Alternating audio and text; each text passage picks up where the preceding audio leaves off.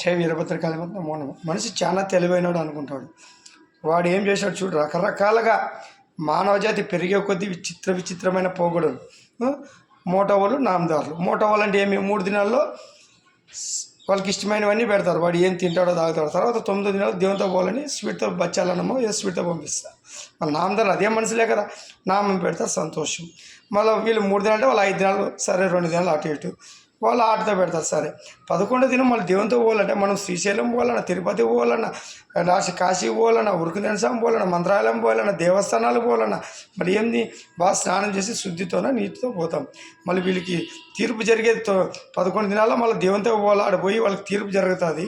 లోపల తోలుకొని ద్వారపాలకులు వాళ్ళు చేసిన కర్మఫలాలు బట్టి జన్మ ఏముంటుంది, ఏమి ఎలా, వాళ్ళు చేసిన బట్టి నెక్స్ట్ లెవెల్ ఏముంటుంది, ఇవన్నీ నిర్ణయాలు ఉంటాయి. కానీ మనం ఆడతో పంపిస్తే ఎవరు తోలుకుంటారా? ఆడ ద్వారపాలకులు తీసి అక్కడ వాడేస్తారు బయటికి. మీ వాళ్ళు ఎప్పుడు తెలుసుకుంటారో స్వీట్తో పెట్టేంతవరకు మీకు ద్వారపాలకులు కూడా ప్రవేశం లేదంటారు. ఇవన్నీ ఎట్లా